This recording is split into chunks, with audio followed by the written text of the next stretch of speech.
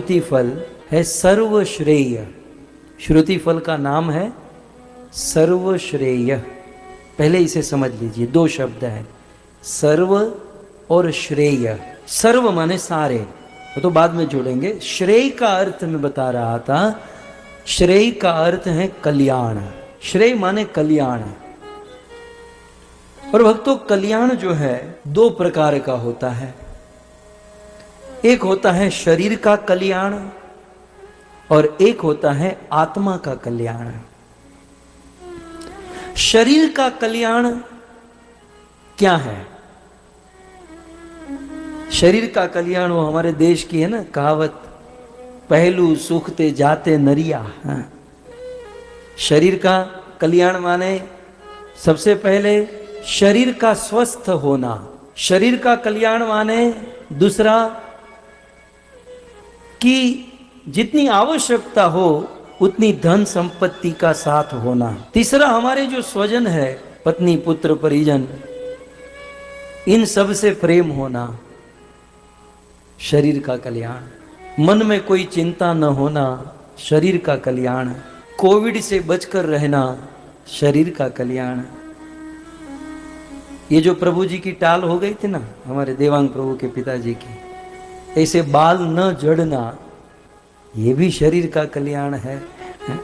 ये तो बूढ़े होंगे नहीं, बड़े लोग बूढ़े नहीं होते हैं, पता नहीं ये लोग क्या खाते हैं। तो ये सब शरीर के कल्याण है। और श्रेय का दूसरा अर्थ होता है आत्मा का कल्याण। दूसरी प्रकार का श्रेय है आत्मा का कल्याण। सो आत्मा के कल्याण का अर्थ है आत्मा की उन्नति। माने आत्मा की उन्नति होती है भगवत सेवा से, आत्मा की उन्नति होती है भगवत भक्ति से। तो भगवत सेवा करना, भगवत भक्ति करना, ये सब आत्मा का कल्याण है। मैंने ये सब एग्जाम्पल दिए, इसमें बहुत कुछ आप जोड़ सकते हैं। तो यहां पर भागवत के 8वें श्रुति फल के विषय में कहते हैं कि सर्वश्रेय। यदि हम इस प्रसंग को सुनेंगे जो आज हम सुनने जा रहे हैं, अब आपको आइडिया हो ही गया होगा, प्रसंग मेरे पीछे लगा हुआ है। यदि हम इस प्रसंग को सुनेंगे तो सर्वश्रेय की प्राप्ति होगी। सभी प्रकार के श्रेय की प्राप्ति, माने शरीर का कल्याण भी होगा, आत्मा का कल्याण, शरीर के सारे कल्याण, आत्मा के सारे कल्याण हो गए यदि हम इस प्रसंग को सुनेंगे। यह प्रसंग भागवत के 4थे स्कंद के 8वें अध्याय से 12वें अध्याय में है। 8, 9, 10, 11, 5 अध्याय की कथा। और इस प्रसंग का श्रुति फल श्रीमद् भागवत के 4थे स्कंद के 12वें अध्याय के 44 से श्लोक से लेकर 50वें श्लोक तक, बहुत सारे श्लोकों में, क्योंकि सर्वश्रेय है ना, सभी प्रकार के कल्याण की बात है, तो एक एक कल्याण गिनाए गए हैं। तो ये मैं भी कुछ श्लोक आपके बीच में रखूं। श्री मैत्रेय मुनि कहते हैं, एतत्ते विहितं सर्वं यत पृष्टो अहमिह त्वया ध्रुवस्यादामयशश्च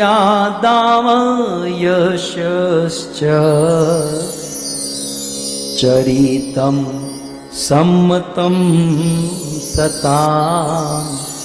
चरितं सम्मतं सता।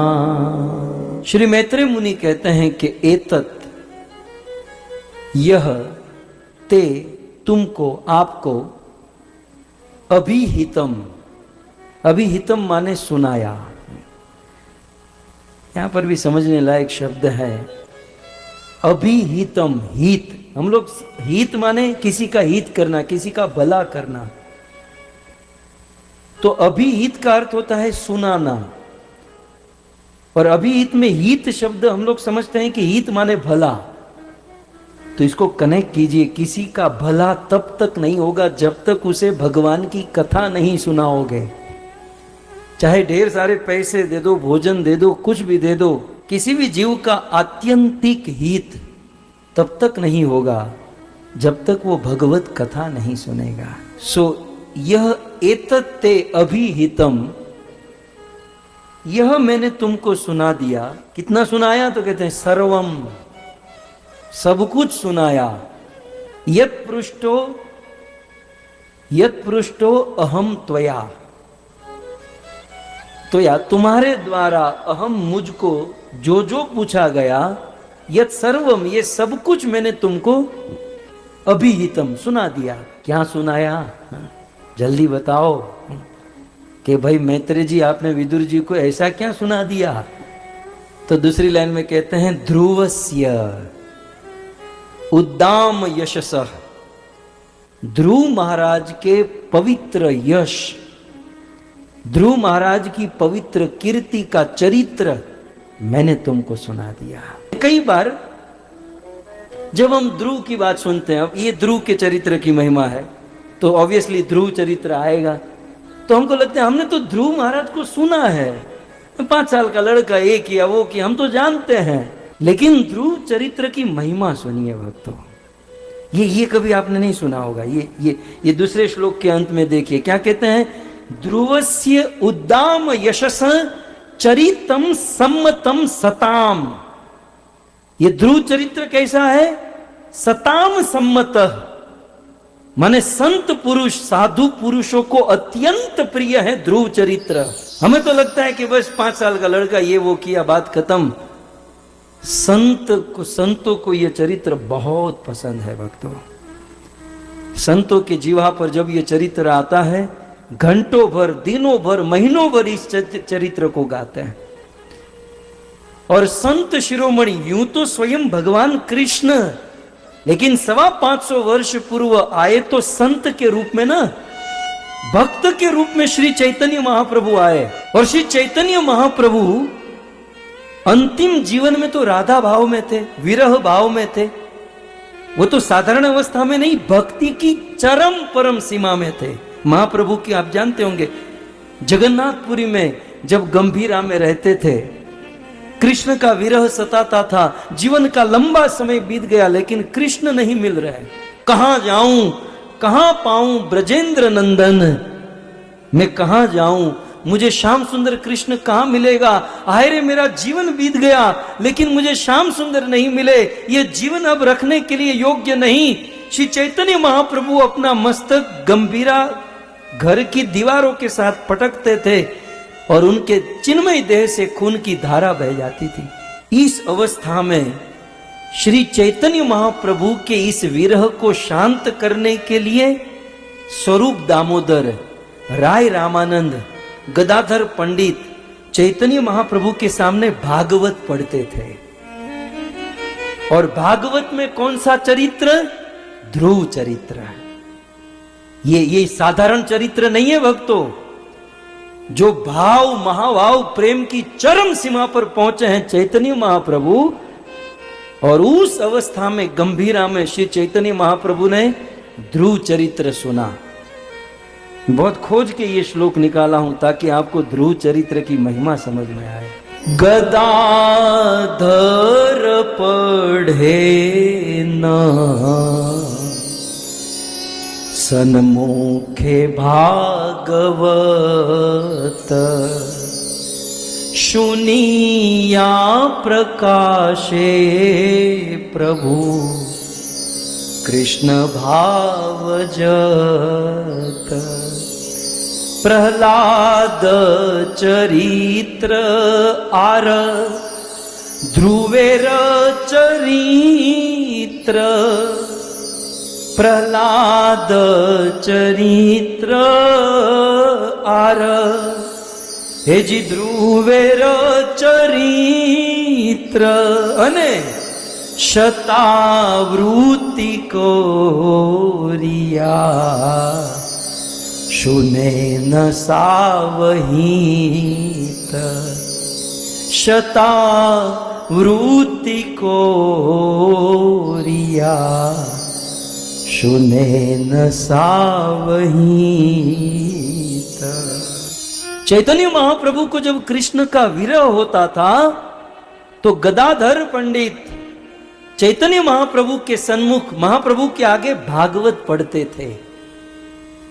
और शुनिया प्रकाशे प्रभु, प्रभु माने चैतन्य महाप्रभु, श्री चैतन्य महाप्रभु भागवत को सुनकर कृष्ण भावजत, उनको कृष्ण की कृपा, कृष्ण की उपस्थिति का अनुभव होने लगता था। और महाप्रभु जब भागवत पढ़ सुनते सुनते प्रहलाद चरित्र और ध्रुव चरित्र, ये दो मुख्य चरित्र यहां पर, जब ध्रुव चरित्र आता था और 5 अध्याय में जब चरित्र समाप्त हो जाता था, चैतन्य महाप्रभु कहते रुको रुको, ध्रुव चरित्र को रिपीट करो। पूरा ध्रुव चरित्र सुनते, फिर कहते रुको, फिर से रिपीट करो। पूरा सुनते, फिर से repeat repeat repeat repeat repeat.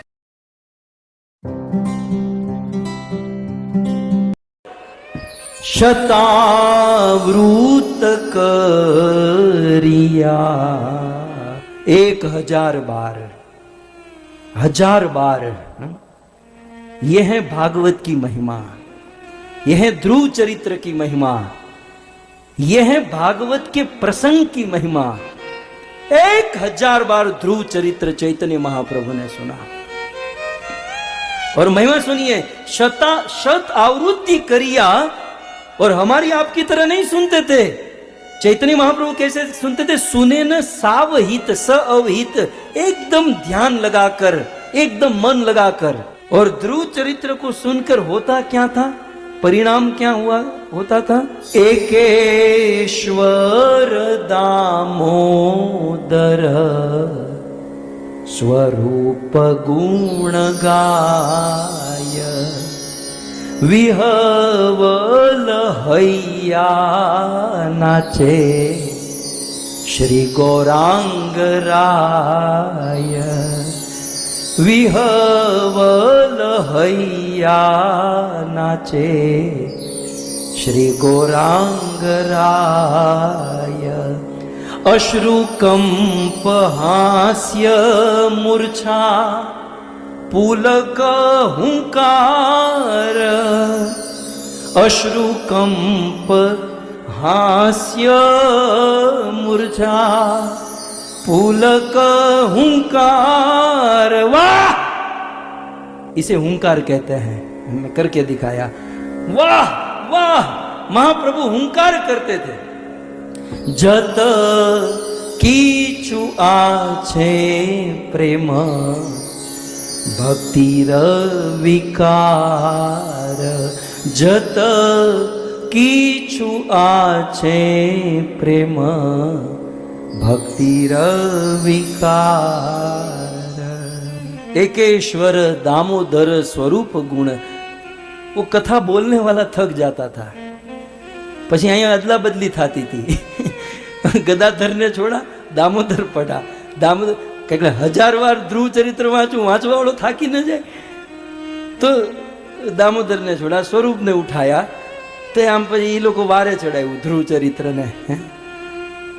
लेकिन यहाँ पर तो श्री चैतन्य महाप्रभु ध्रुव चरित्र को सुनकर विह्वल हैया, विह्वल हो जाते। और विह्वल होकर हम लोग मुंह बिगाड़ते, लेकिन महाप्रभु नाचे गौरांग राय।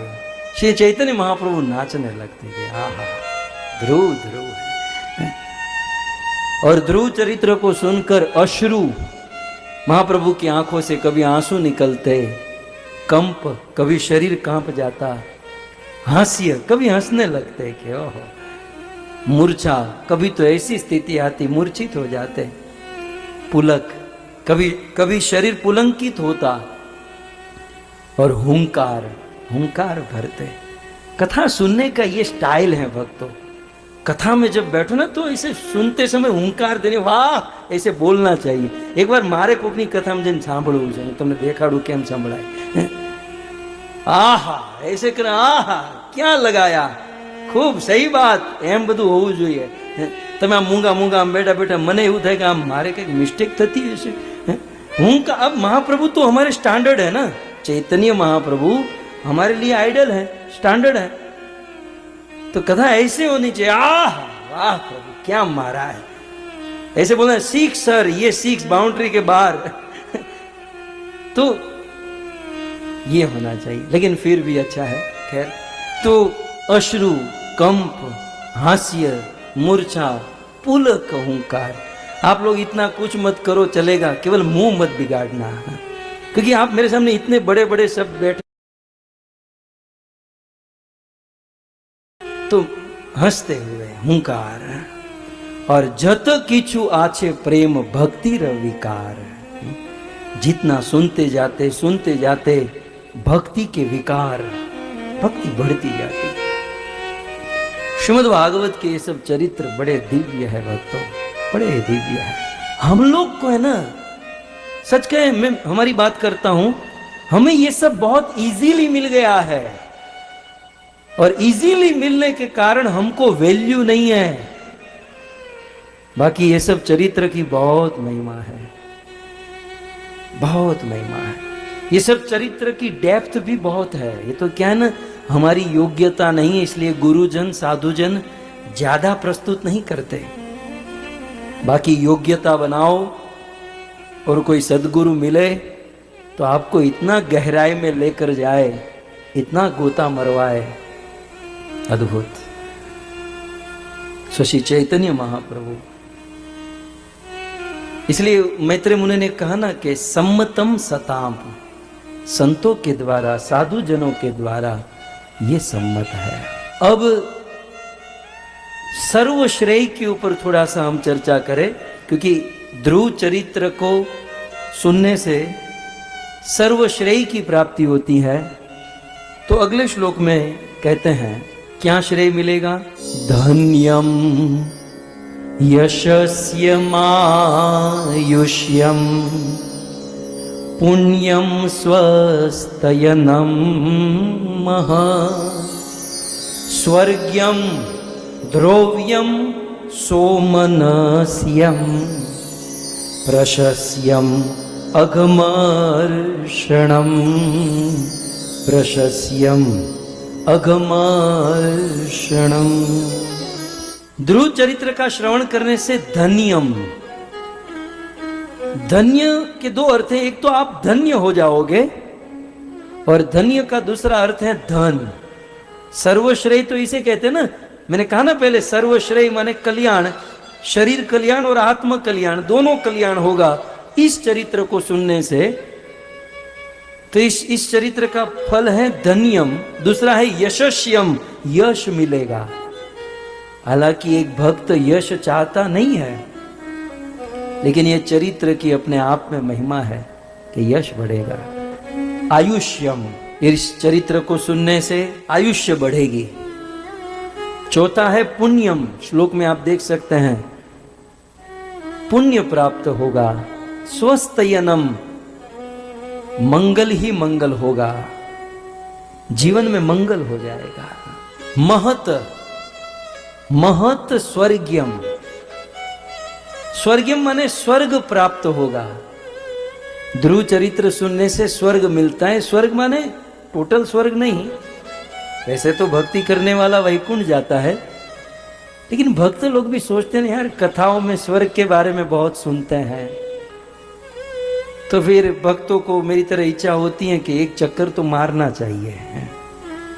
तो जैसे हम अमेरिका से इंडिया जाते हैं तो वाया लंदन होकर, ट्रांजिट होकर जाते हैं ना, तो भगवान थोड़ा वैकुंठ तो आपको लेकर जाएंगे, लेकिन स्वर्ग में थोड़ा एक दो चक्कर मरवा के कि भाई देखो ये इंद्रपुरी है, यहाँ ये है, तो आपको है ना अधूरा नहीं रह जाएगा। नहीं तो मन की मन में रह जाती है, यार कथा में इतना स्वर्ग स्वर्ग सुना और हमको तो स्वर्ग दर्शन ही नहीं मिला, तो दर्शन हो जाएगा। इसलिए यहाँ पर कहते हैं स्वर्गम, स्वर्ग।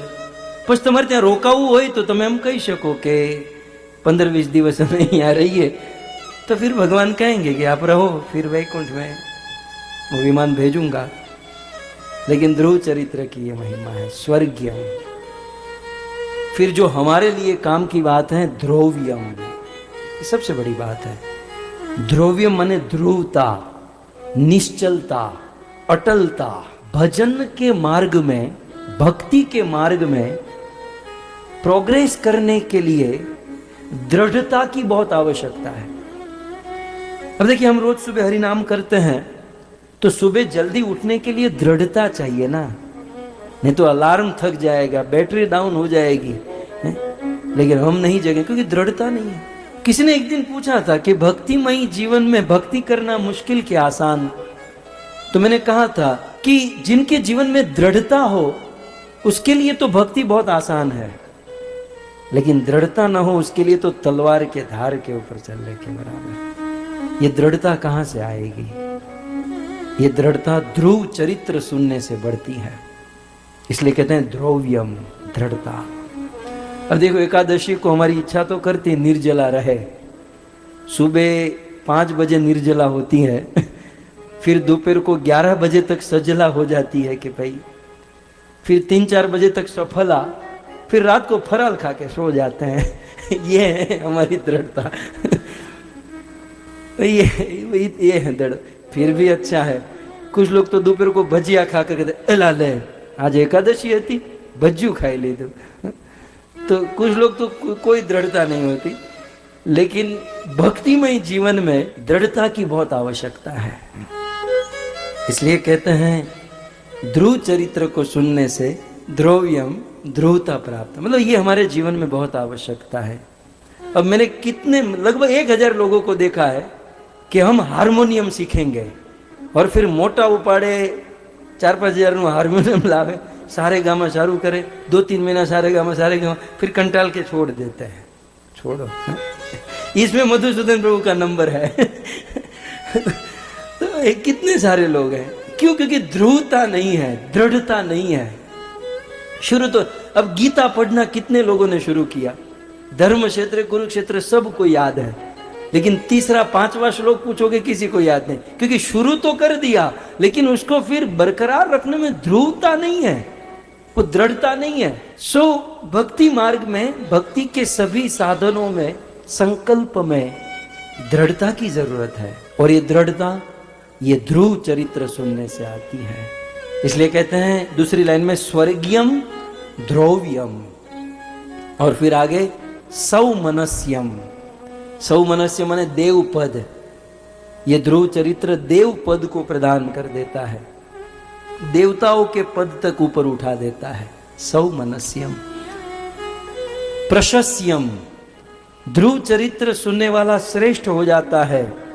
और अघमर्षणम, अघ माने पापों का नाश हो जाता है। इतना ही नहीं, आगे कहते हैं श्रुत्वे एतत् श्रद्धया भीक्षणम। चैतन्य महाप्रभु ने बार बार सुना ना, तो यहां अभीक्षणम माने बार बार। एतत् ध्रुव चरित्र को यदि कोई बार बार सुनता है तो अच्युत प्रिय चेष्टितम, वो भगवान श्री अच्युत को, भगवान श्री कृष्ण को प्रिय हो जाता है। और इतना ही नहीं, भवेत भक्ति भगवती। देखो मैंने पहले कहा श्रेय, दोनों प्रकार का श्रेय, भौतिक कल्याण वो पिछले वाले श्लोक में, अब आध्यात्मिक कल्याण इस श्लोक में। भवेत भक्तिर भगवती, ध्रुव चरित्र को सुनने से भगवती, भगवान में भक्तिर भवती, भक्ति प्रकट हो जाती है। या सत्या क्लेश असंशय, उस व्यक्ति के सारे क्लेश दूर हो जाते हैं, इसमें कोई संदेह नहीं है। ये सारी बात ध्रुव चरित्र सुनने वालों के लिए।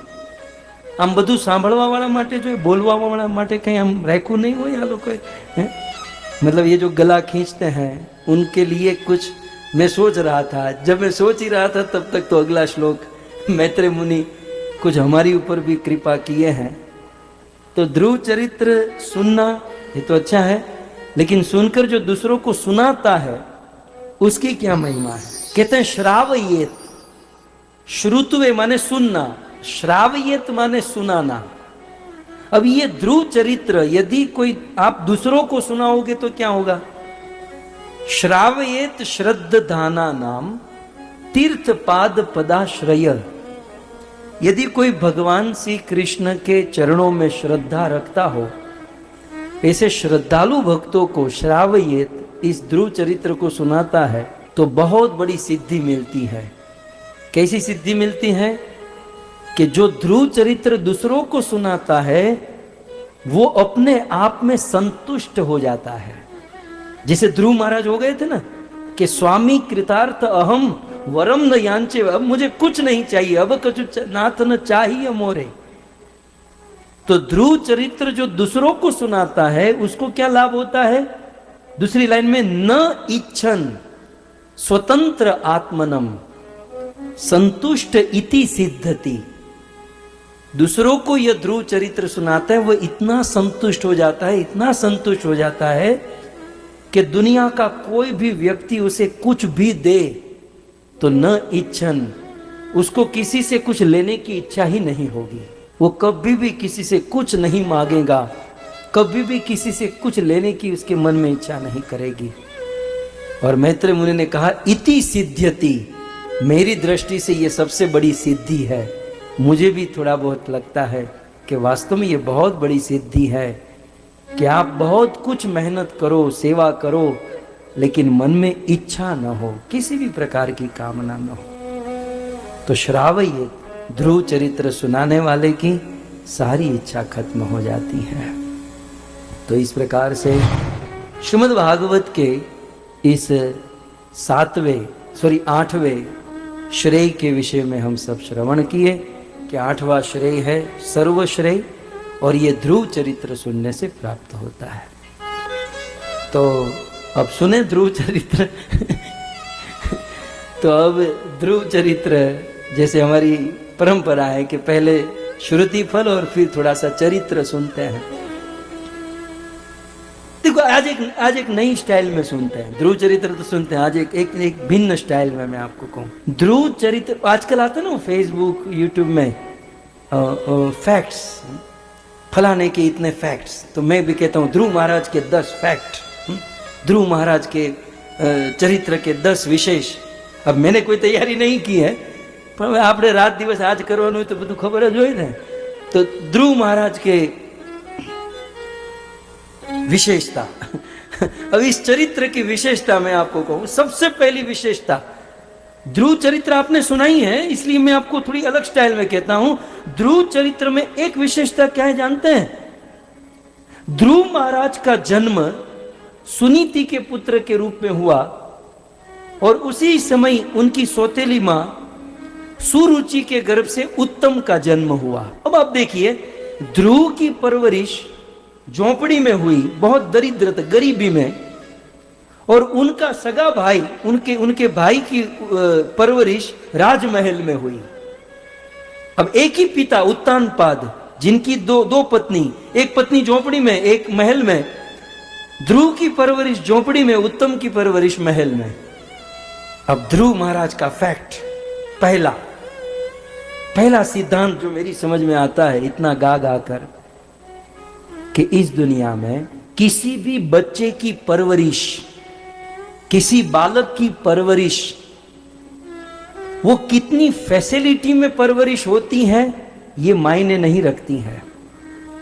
बालक को कितनी फैसिलिटी मिलती है इस पर बालक की परवरिश मायने नहीं करती है। उस बालक को क्या संस्कार मिलते हैं ये बालक की परवरिश होती है।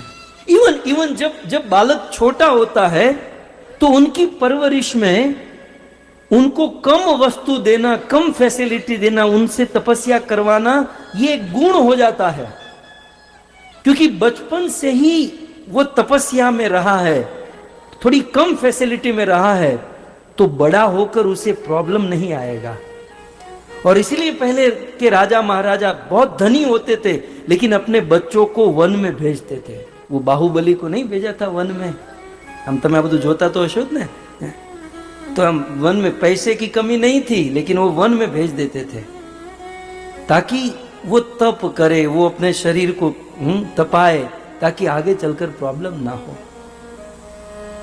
सो कहने का अर्थ ये एक गुरु महाराज से हमने सुनी बात है कि वो उत्तम जो था महल में काजू बादाम पिस्ता आप लोगों की तरह क्या क्या माल पानी खाता था, और ध्रुव को सूखी रोटी मिलती थी। लेकिन वो इतनी हायर फैसिलिटी में रहकर उत्तम कुछ नहीं कर पाया, और ध्रुव को ठीक से भोजन भी नहीं मिलता था, लेकिन 6 महीने में भगवान को प्रकट कर दिया।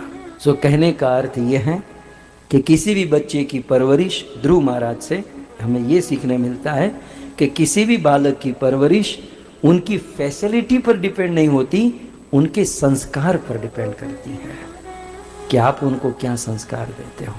एक दूसरा फैक्ट ये आपको मजा आ रहा है ना, ये स्टाइल में हम मानते नहीं ना, चलो हलवा दीजिए। तो दूसरा ध्रुव महाराज के चरित्र से। दूसरी चीज, हमारे मन में जो इच्छाएं होती है ना, वास्तव में देखा जाए तो इच्छा बुरी नहीं होती। हमारे मन में कुछ लोग कहते हैं ना, इच्छा को मार दो, अपनी इच्छाओं को दबा दो। यानी क्या धरबी दे भाई, यानी इच्छा नाखी हुई क्या આપણે इच्छा मान लो होती है तो क्या धरबी देवी, यानी क्या खड्डा करके गाड़ दे। इच्छा को दबा दो, इच्छा को मार दो, लेकिन कहां मारे। ध्रुव चरित्र से हमें इतना समझ में आता है कि इच्छा कोई बुरी नहीं होती। आप मुझे बताइए, ध्रुव को उनके पिता के गोद में बैठने की इच्छा नहीं हुई होती तो क्या उसको भगवान मिलते? कभी नहीं मिलते। तो इच्छा ही तो ईश्वर को प्राप्त करवा दी ना। इच्छा बुरी नहीं होती, हां उस इच्छा को पूर्ण करने का जो तरीका है ना, वो तरीका बुरा होता है। इसलिए ये दूसरा फैक्ट है कि भाई इच्छा बुरी नहीं होती, लेकिन वो इच्छा को पूर्ण करने का तरीका और वो मनोभाव जो है ना, वो क्लियर होना चाहिए। तीसरा, ध्रुव की मां सुनीति, माता का कर्तव्य है कि अपने छोटे छोटे बच्चे जो हैं वो इच्छा करते हैं, बच्चे इच्छा करेंगे हमें ये टॉयज चाहिए, ये चाहिए, वो चाहिए, तो बच्चों की इच्छा को मना न करे, लेकिन बच्चों की इच्छा को कृष्ण के साथ जोड़े। जिसे ध्रुव के मन में इच्छा थी कि मुझे उस सिंहासन पर बैठना है, तो उनकी मां ने मना नहीं किया कि क्या तू जीद पकड़ कर बैठा है, तुझे वो सब नहीं मिलेगा, तू छोड़ दे, ऐसा नहीं कहा। लेकिन ध्रुव की माता ने क्या कहा, भाई ध्रुव तुझे इच्छा है ना, कोई बात नहीं, लेकिन तेरी इच्छा कृष्ण पूरी कर सकते हैं। आपके घर पर भी बच्चे होंगे, हमारे घर पर भी बच्चे हैं, हमारे बच्चे भी इच्छा करते हैं, तो उसको मना नहीं करना है। उसे कहना है कि आज से कृष्ण की महामंत्र की माला जप करो, 2 माला जप करेंगे ना तो कृष्ण तुम्हारी इच्छा पूर्ण करेंगे। और यदि बच्चा 2 माला जाप करता है तो जो मांगा है वो लाकर उसको दे दो, तो हरि नाम में रुचि बढ़ जाएगी, आगे चलकर उसका भविष्य पलट जाएगा। तो बच्चों की इच्छा को कृष्ण के साथ जोड़ने की कला उनके पेरेंट्स में होनी चाहिए। बच्चा कुछ मांगता है तो हम कहते हैं हाँ तू जो भी मांग मैं तुझे ला कर दूंगा, तू ही देने वाला है। लेकिन कल उठकर वो ऐसी मांग करेगा जो तुम्हारे दिमाग को आउट कर देगा। उससे अच्छा है अभी से बच्चों की इच्छा को भगवान के साथ कनेक्ट करें। तो ये ध्रुव के चरित्र से हमें प्राप्त होता है। ध्रुव के चरित्र से और एक चीज प्राप्त होती है कि यदि जीवन में हमारा उद्देश्य शुद्ध है, हमारा लक्ष्य, हमारा उद्देश्य यदि अच्छा है, शुद्ध है, तो उस उद्देश्य को पूर्ण करने के लिए भगवान की कृपा से कोई गुरु भी हमें शुद्ध प्राप्त होते हैं। हमारा जैसा उद्देश्य होता है हमें वैसे गुरु की प्राप्ति होती है। ध्रुव का उद्देश्य था मुझे राज सिंहासन पर बैठना है और वहां बैठने के लिए मुझे भगवान चाहिए, मीन्स चाहिए। अब ध्रुव के मन में स्ट्रॉन्ग इच्छा थी कि मुझे भगवान ही चाहिए। अब जब भगवान को प्राप्त करने की उस 5 साल के बालक की इच्छा हुई, वो घर से निकला। अब उसको तो पता नहीं था कहाँ जाना, क्या करना, वो तो स्कूल में पढ़ने भी नहीं, 5 साल का बालक स्कूल भी नहीं गया था, लेकिन इच्छा शुद्ध थी कि मुझे भगवान चाहिए। तो जब किसी व्यक्ति की इच्छा शुद्ध होती है तो भगवान उसके लिए तैयारी करते हैं, भगवान कृपा करते हैं और भगवान अपने से किसी साधु को, किसी गुरु को भेज देते हैं। और ध्रुव की इतनी शुद्ध इच्छा को देखकर भगवान ने नारद मुनि को भेज दिया। उस घोर वन में ध्रुव का नारद जी के साथ मिलन हो गया। तो कैसे गुरु मिलेंगे ये हमारी इच्छा पर डिपेंड करता है। मैं अक्सर कहता हूं ना कि हमारे मन में कामनाएं हैं, पाप भी करूं, थोड़ा धर्म भी करूं, तो वैसे गुरु मिलेंगे। जो खाओ पियो मौज करो, दान दक्षिणा ठीक से कर देना, लेकिन सदगुरु की कामना हो। परीक्षित महाराज की इच्छा थी मुझे शुद्ध भागवत, गायत्र विष्णु गाथा, मुझे शुद्ध कथा। तो परीक्षित को सुखदेव गोस्वामी जैसे गुरु मिल गए। अपनी इच्छा पर डिपेंड करता है। ठीक है, कितने फैक्ट हुए अब आप लोग गिनिएगा। अगला फैक्ट, तो इस ध्रुव चरित्र में और एक अगला फैक्ट ये है सीखने लायक कि जो सच्चा गुरु होता है, जो सदगुरु होता है, वो किसी शिष्य को तुरंत अपना नहीं लेता। सदगुरु, सच्चा गुरु अपने आश्रित को, शिष्य को तुरंत नहीं अपनाता। वो गुरु पद तुरंत नहीं दे देता, वह शिष्य पद तुरंत स्वीकार नहीं करा देता। जो सच्चा गुरु होता है वो अपने शिष्य की परीक्षा लेता है, अपने शिष्य को परखता है। आजकल के गुरु, कलयुगी गुरु तो राह देखते हैं कब कोई बकरा आए कब कोई चेला आए और मैं मंत्र मार के दे दूं। तो हम तो आश्चर्य होता है कि स्टेज पर बैठे हैं, अनाउंसमेंट हो रहा है, हजारों लोग, आप सब ये मंत्र ले लो, दीक्षा ले लो। ये कोई दीक्षा कोई चाय पानी है, चना ममरा है कि ऐसे ही मिल गई? अरे दीक्षा काले शिष्य करे आत्मसमर्पण। पूरे अपने शिष्य की, पूरे जीवन की जिम्मेवारी गुरु के हाथ में होती है। जब तक इसे पार न करा दूं तब तक मैं इस संसार को न छोड़ूं। ये सब गुरुओं का कर्तव्य होता है। मुझे तो बहुत, मैं जिस संप्रदाय में हूं ना, शिल प्रभुपाद जी की संप्रदाय में भक्तों, इस ब्रह्म मध्व गौड़ीय धारा में एक चमत्कारिक चीज सुन लीजिए कान खोलकर। हमारे संप्रदाय में आज तक एक पद खाली का खाली ही रह गया। हमारे गौड़ीय धारा की यह महिमा है कि एक कुर्सी आज तक इस संप्रदाय में खाली है, और वह कुर्सी है गुरु की कुर्सी। इस संप्रदाय में आज तक कोई गुरु स्वीकार ही नहीं किया। कोई गुरु, आपको जितने भी गुरु दिखते ना, अरे आपके पास मशीन नहीं है, उसके मन में जाकर देखो तो पता चले कि हमारा गुरु अपने को गुरु नहीं, अपने शिष्य का सेवक मानता है। मुझे सेवा मिली है इस शिष्य को वैकुंठ पहुंचाने की। हमारे संप्रदाय में किसी ने, न लोकनाथ गोस्वामी, नरोत्तम, प्रभुपाद, पूरी परंपरा को देखो। प्रभुपाद जी को कहा गया, प्रभुपाद आपने इतना बड़ा कार्य कर दिया, इतना बड़ा प्रचार कर दिया। प्रभुपाद ने कहा मैंने कुछ नहीं किया, मेरे गुरु ने किया। लो खाली। भक्ति सिद्धांत महाराज को कहा, आप बोले मैंने कुछ नहीं किया, मेरे गुरु ने किया। उनके गुरु ने कहा उनके गुरु ने किया। गुरु पद इस संप्रदाय में आज तक खाली है, आज तक खाली है। किसी ने दिल से गुरु बनना स्वीकार, ये तो ईश्वर की आज्ञा है, ईश्वर ने सेवा दे रखी है, तो सेवा भाव से गुरु बनते हैं। बाकी दुनिया कलयुगी गुरु की तरह, हाँ मैं गुरु, ये चेला, मैं इसको कंट्रोल करूंगा, ये भावना इस संप्रदाय में है ही नहीं। और जिस दिन ये भावना गुरु में आ गई, ये तो इंद्र तृप्ति है यार, ये तो इंद्र तृप्ति है, किसी को कंट्रोल करना, ये कराओ वो कराओ।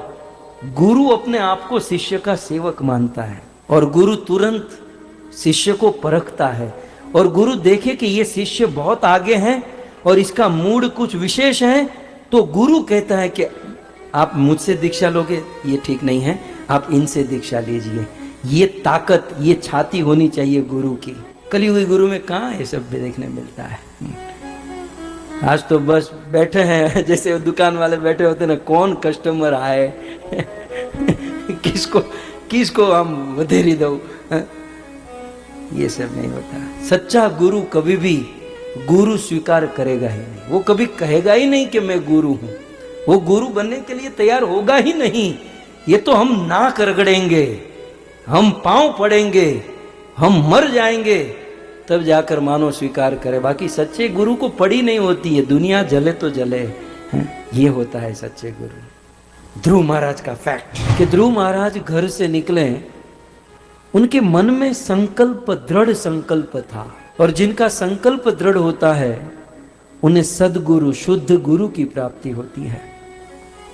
यदि आप मन में ठान लो कि मुझे और कुछ नहीं चाहिए, मुझे कृष्ण चाहिए, तो फिर वो कृष्ण प्राप्ति की व्यवस्था कृष्ण को ही करनी पड़ेगी। फिर बाद में कृष्ण की जिम्मेवारी हो जाती है कि मैं कोई सदगुरु भेजूं ताकि सदगुरु से इनका मिलन हो और इनको मेरी प्राप्ति हो। लेकिन संकल्प दृढ़ होना चाहिए, ध्रुव महाराज की तरह। हमारा तो क्या ना, कृष्ण प्राप्ति की इच्छा संकल्प होता है, तब तक तो मार्ग में माया देवी आ जाती है, कोई अच्छा बिजनेस बना देती है, कोई अच्छी जॉब मिल जाती कृष्ण बाजू में, हम धंधे लग जाते हैं। थोड़ा हमारा कुछ ऐसा है, लेकिन दृढ़ संकल्प होना है। जिसे दृढ़ संकल्प होते हैं उसे दृढ़ गुरु, सदगुरु की प्राप्ति। और दूसरी ओर सदगुरु जो होते हैं वो राह चलते किसी को शिष्य नहीं बना लेते। सदगुरु शिष्य बनाने से पहले उनकी परीक्षा लेते हैं। नारद मुनि ने ध्रुव महाराज की परीक्षा की कि बेटा तुम 5 साल के हो, इस घोर वन में कोई हिंसक पशु तुम्हें खा जाएगा, तुम्हें प्रॉब्लम क्या है? ध्रुव ने कहा मेरी मां ने उस सिंहासन पर मुझे बैठने नहीं दिया। बस इतनी सी बात का बुरा लग गया। तेरा बाप उत्तानपाद मेरा चेला है, चल मेरे साथ, तुझे घंटा 2 घंटा 5 घंटा जितना बैठना है बिठा दूंगा, लेकिन यहां वन में, घोर वन में मत घूमो। ध्रुव ने कहा नारद जी अब मुझे वो पिताजी का राज्य नहीं चाहिए, क्योंकि मेरी सुनीति, मेरी मां, सौतेली मां सुरुचि के वचन बिल्कुल बाण के तीर की तरह मेरे दिल को छेद कर दिए हैं। मेरे दिल में बहुत बड़े बड़े छेद हो चुके हैं। आपका उपदेश अब यहां टिक नहीं पाएगा, इसलिए अब मुझे वो नहीं, मेरे पिताजी से भी ऊंचा राज्य, उनके पिताजी मनु, मनु के ब्रह्मा से भी बड़ा राज्य चाहिए। आप यदि मार्ग बता सको तो धन्यवाद, और आपको ऐसी ही चर्चा कर मेरा मोरल डाउन करना है तो फिर महाराज आप निकलिए, मैं खोज लूंगा भगवान को। नारद जी ने देखा कि बच्चे का संकल्प दृढ़ है, और फिर नारद जी ने कृपा की और कहा कि बेटा मैं तुम्हारी परीक्षा ले रहा था, सुनो, भगवान की प्राप्ति करने के लिए पहले तो स्थान चाहिए। तो नारद मुनि ने पहले स्थान का निर्देशन किया कि तुम सीधे वृंदावन में यमुना के तट पर मधुवन में चले जाओ, वहां तुम्हें भगवान जल्दी मिलेंगे। एक फिर नारद जी ने कहा कि बेटा तुम भगवान को जानते हो कैसे होते हैं, काले धोले लाल पीले कैसे होते हैं? बोले मुझे तो पता ही नहीं भगवान कैसे होते हैं। तो निकले वो भगवान की प्राप्ति के लिए, जानते भी नहीं वो भगवान कैसे होते हैं। तब नारद जी ने भगवान का स्वरूप ज्ञान दिया, फिर नारद जी ने भगवान का नाम प्रदान किया, और नारद जी ने भगवान की सेवा प्रदान की। स्वरूप, नाम और सेवा, ये तीनों गुरु प्रदान करते हैं। और जब गुरु से हम ये ग्रहण करके काम करेंगे तो 6 महीने में भगवान प्रकट हो जाएंगे। हमारी प्रॉब्लम क्या है पता है? हम लोग भक्ति तो करते हैं लेकिन अपनी स्वतंत्रता बुद्धि से, अपने मन माने ढंग से हैं? यहां पर ध्रुव ने अपने मन माने ढंग से नहीं किया, नारद जी ने जो दिया, नारद जी ने पहले तो स्वरूप दिया। गुरु क्या करते हैं? स्वरूप देते हैं, स्वरूपगत फिर नाम देते हैं, है ना? जब दीक्षा होती है तो क्या होता है? नाम बदल जाता है, और वह नाम स्वरूपगत नाम होता है कि भगवत लीला में हमारा जो रोल है, हमारा जो स्थान है, उसके अनुसार प्रदान करते हैं। और फिर गुरुजन सेवा देते हैं, और साथ ही साथ नाम, हम माला देते हैं, हरि नाम, ये हरि नाम जाप करो। जब गुरु से दीक्षित करके ये तीनों चीज मिलती है तो उसमें पावर होता है। सो ध्रुव महाराज ने लिया, नारद जी की परिक्रमा की, प्रणाम किए और निकल पड़े। कथा आप सब जानते हैं, संक्षिप्त में इतना ही कहूं। यमुना के तट पर पहुंचकर उन्होंने तपस्या प्रारंभ कर दी। पहले महीने में उन्होंने 3-3 दिन में एक बार बेर खाए, दूसरे महीने में बेर खाना बंद, 6-6 दिन में एक बार पेड़ के सूखे पत्ते खाए, तीसरे महीने में पत्ते खाना बंद, 9-9 दिन में एक बार केवल जल पीकर खड़े रहे, चौथे महीने में जल पीना भी बंद कर दिया, केवल सांस लेकर खड़े हैं। फिर 5वें महीने में सांस लेना भी बंद कर दिया। ओम नमो भगवते वासुदेवाय मंत्र में इतनी लगनी लग गई जैसे आपको लगती है ना कथा के पहले, बिल्कुल न पानी न प्यास न दिन न रात, हरे कृष्ण कृष्ण कृष्ण हरे हरे राम राम, क्या लग जाते हैं। बिल्कुल अमृत जूम प्लेटफॉर्म, उस जूम वाले का फोन आने वाला है कि ये हो क्या रहा है आपके यहाँ। तो मैं कहूँगा कि तेरी चैनल को हम पवित्र कर रहे हैं, जाप कर रहे हैं। तो अब यहाँ पर एक पॉइंट है, मैं मेन पॉइंट कह रहा था कि जब कोई व्यक्ति भजन करता है, भक्ति करता है, तो सबसे ज्यादा आनंद किसको होता है जानते हैं? धरती माता को। सबसे ज्यादा आनंद पृथ्वी को होता है। पृथ्वी सोचती है कि मेरी गोद में करोड़ों लोग हैं, लेकिन साले दारू पीकर सो जाते हैं, पान खाकर पिचकारी मारते हैं। मेरे ये सब लोग मेरे ऊपर बोझ हैं, बोझ। धरती सोचती है, लेकिन एक हरि का लाल जो मेरे पति वसुंधरा है ना, पत्नी, विष्णु का नाम लेता है, कृष्ण का नाम ले रहा है, भक्ति कर रहा है। जब कोई भजन करता है ना, तो पृथ्वी को अष्ट सात्विक विकार आने लगता है। पृथ्वी डोलने लगती है कि आहा क्या बात। और ऐसा ही हुआ, ध्रुव की भक्ति से माता पृथ्वी इतनी प्रसन्न हुई, इतनी प्रसन्न हुई, यद्यपि ध्रुव का एक पांव ही पृथ्वी को टच था। ध्रुव जब तपस्या कर रहे थे तो एक पांव पर खड़े खड़े, केवल एक पांव, एक अंगूठा धरती पर स्पर्श था, लेकिन ध्रुव जैसे भक्त के शरीर को टच करके पृथ्वी को अष्ट सात्विक विकार आने लगे और उस समय धरती डोलने लगी। मैत्रेय मुनि कहते हैं जैसे गजराज हाथी किसी नौका में अपना पांव रखे और नौका डोलने लगे, वैसे ध्रुव के चरण को स्पर्श करके उस नौका की तरफ पृथ्वी डोलने लगी। धरती हिल गई, ब्रह्मांड हिल गया। और ध्रुव ने जब सांस लेना बंद किया ना, तो सबके सांस बंद हो गए, सबके ऑक्सीजन बंद। कोविड में जो कुछ लोगों के हुए थे, यहां तो पूरे ब्रह्मांड के ऑक्सीजन बंद हो गए। त्राहिमाम हो उठा ब्रह्मांड। लोकपाल समेत समस्त देवता भगवान विष्णु की शरण में गए। प्रभु ये हो क्या रहा है, समझ में नहीं आ रहा। प्रभु ने कान पकड़ के कहा, हो क्या रहा है? सालों स्वर्ग में केवल भोगों के अलावा कुछ नहीं करते। ये मेरे 5 साल का बालक, मेरे 5 साल का डिवोटी, उसकी 6 महीने की भक्ति का प्रभाव पूरे ब्रह्मांड को हिलाकर रख दिया। तब तो चैतन्य महाप्रभु कहते हैं ना, ब्रह्मांड तारीते शक्ति धरे जने जने। चैतन्य महाप्रभु कहते हैं कि मेरे जो भक्त हैं, उस प्रत्येक भक्त में पूरे ब्रह्मांड को तारने की शक्ति है। और ये ध्रुव ने चरितार्थ करके दिखा दिया। एक 5 साल के बालक ने ब्रह्मांड को हिला दिया। सारे देवता त्राहिमाम कर उठे। तब भगवान के चरण पकड़ते हैं, प्रभु कुछ कीजिए। और भगवान गरुड़ ध्वज, भगवान विष्णु गरुड़ के ऊपर सवार होकर ध्रुव के पास आए। ध्रुव भगवान के पास नहीं गए, भगवान। अब देखो वहां पर एक श्लोक मुझे तत्काल ही नहीं याद आता है। આવું બધું મેં તમને કાલે જ કીધું ને, મને ઉખરાટ આવવા માંડે, ધ્રુવ મહારાજ આવે ને એટલે મને અંદરથી કંઈક થવા માંડે, છતાંય મેં બહુ બ્રેક મારીને બેઠો છું, મારે આ બધું પૂરું કરવાનું। लेकिन अब उस समय क्या हुआ, वहां पर मैत्रेय मुनि एक श्लोक कहते हैं, एक पॉइंट कहते हैं कि भक्त दिदृक्षया, भगवान अपने वैकुंठ से निकले हैं, क्यों? अपने भक्तों को देखने के लिए।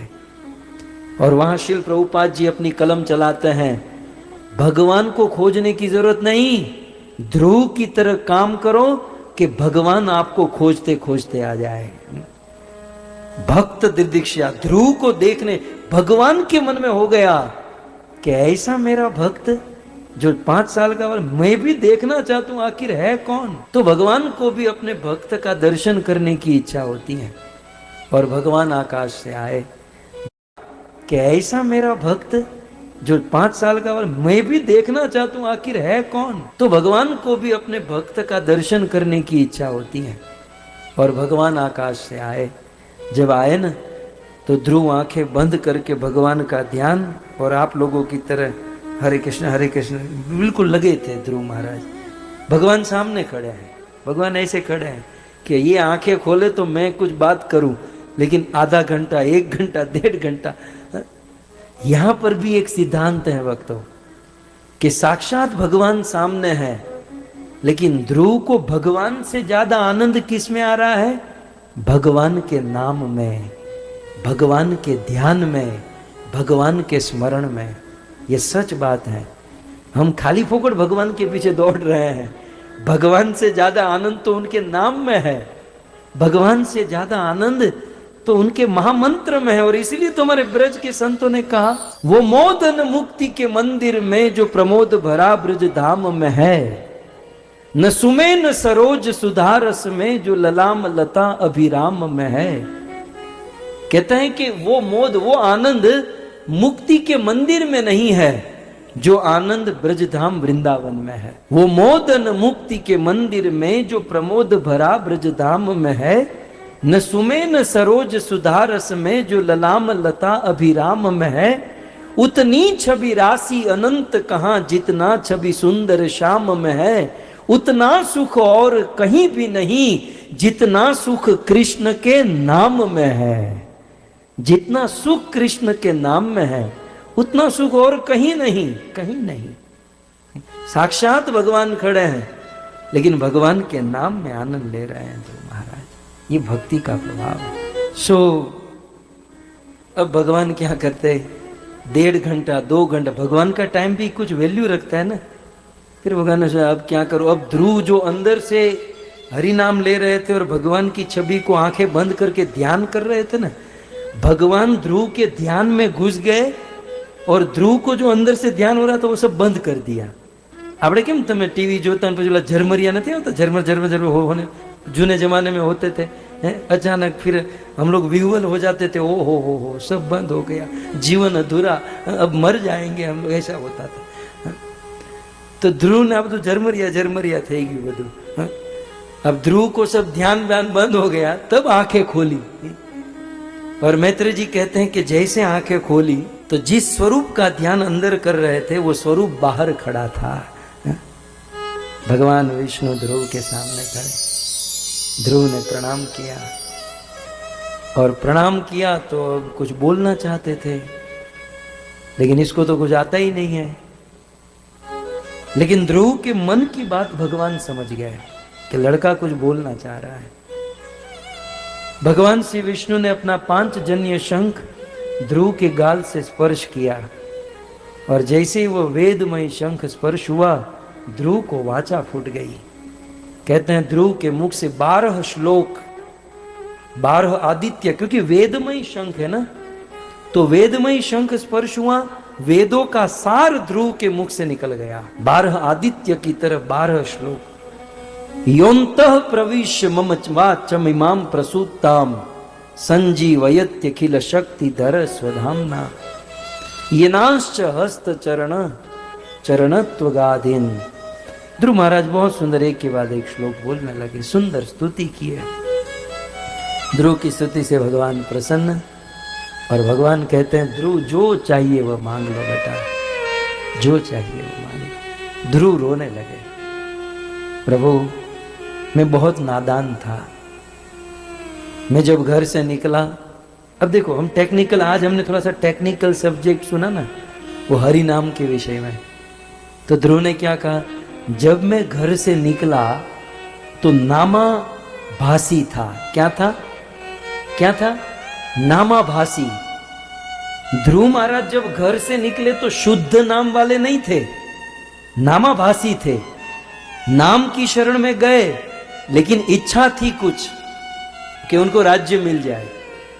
ध्रुव कहते हैं मैं तो घर से निकला तब नामाभासी था, मैं स्थानाभिलाषी, नामाभासी स्थानाभिलाषी तपसी स्थितो हम त्वां प्राप्तवान देव मुनिंद्र गुह्यम क्वाचन विचिन्वन अपि दिव्य रत्नम स्वामी कृतार्थोस्मि वरम नयांचे। मैं तो, लेकिन प्रभु जब मैं आपका नाम लेने लगा ना, आपके नाम में इतना दम है, आपका नाम इतना शुद्ध है, आपका नाम लेते लेते मेरा हृदय शुद्ध हो गया। क्या बताऊं, आज मेरे हृदय में कोई कामना ही नहीं रही प्रभु। आज जब मैं देखता हूं तो मुझे कोई अधूरा, कुछ अधूरापन नहीं लग रहा। इसलिए प्रभु मुझे आपसे कुछ नहीं चाहिए। अरे अरे ध्रुव ऐसा क्यों बोल रहे, कुछ तो मांग, तू जो मांगेगा मैं दूंगा। नहीं प्रभु मुझे कुछ नहीं चाहिए। ध्रुव ने कहा कुछ तो मांगो बेटा, भगवान ने कहा कुछ तो मांगो। ध्रुव ने कहा है प्रभु आपको देना ही हो तो आप हरि भक्तों की संगति मुझे दे दीजिए। प्रभु मैं आपके भक्तों के बीच में बैठकर आपकी कथा सुनता रहूं, आप मुझे ऐसा आशीर्वाद दे दीजिए। क्यों? क्योंकि प्रभु आपके भक्तों के मुख से जो कथा सुनते हैं, उस कथा का प्रभाव नशे के समान है। और कथा का नशा, कहते हैं भांग तमाकू चूतरा उतर जात प्रभात। ये भांग जो पीते ना, उसका नशा कब तक होता है? रात को पी, सुबह उतर गया। तंबाकू का नशा कब तक रहता है? वो तो खाने वाला जानता है। तो भांग तमाकू शराब उतर जात प्रभात, सुबह होते उतर जाती हैं, लेकिन नाम खमीरी नानका चढ़ी रहे दिन रात। लेकिन नाम का नशा, हरि कथा का नशा रात दिन चढ़ा रहता है, और उस अवस्था में चिंता दुख आदि नहीं सताता। सो प्रभु आप मुझे सत्संग दे दीजिए, आपके संग में बैठकर, सत्संग में बैठकर कथा सुनो, ऐसा आशीर्वाद दे दीजिए। इस प्रकार से ध्रुव महाराज का चरित्र, जिसका श्रवण करके सर्व श्रेय की प्राप्ति होती है।